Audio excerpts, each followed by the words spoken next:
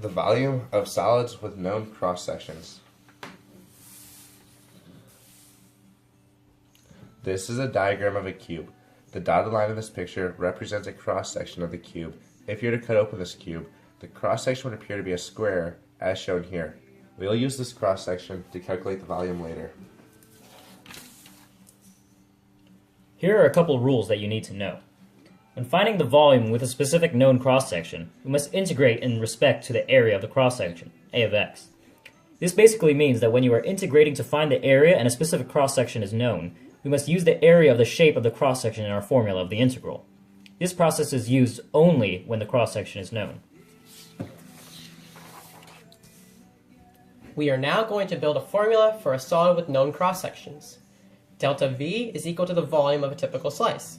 A of x is equal to the area of the cross-section itself. Delta x is equal to the thickness of the slice.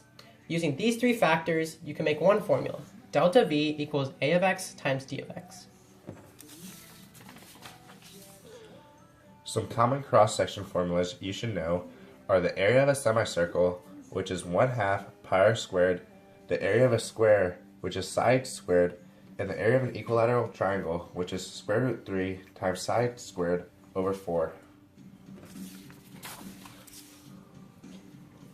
If the slices are perpendicular to the x-axis, then the cross-sections and bounds are in terms of x.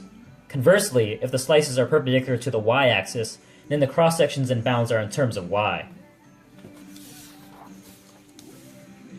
To sum it up, here are the formulas for integrals with cross-sections perpendicular to the x and y axis. When it's perpendicular to the x-axis, volume is equal to the integral from a to b of a of x times d of x, where d of x is the width of the cross-section. When the cross-section is perpendicular to the y-axis, volume is equal to the integral from a to b of a of y times d of y. Here we have an example of a horizontal cut through the pyramid.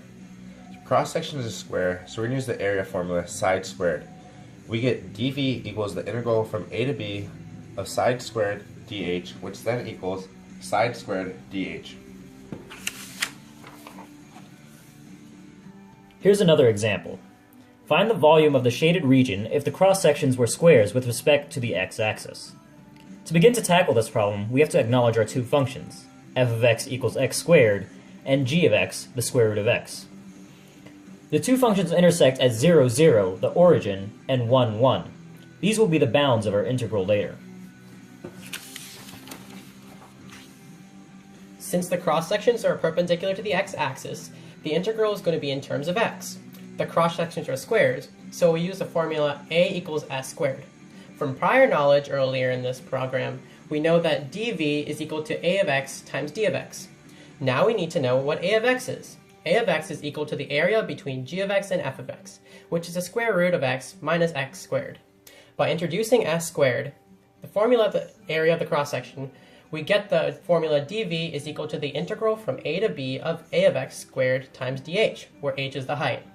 Now we must utilize our bounds.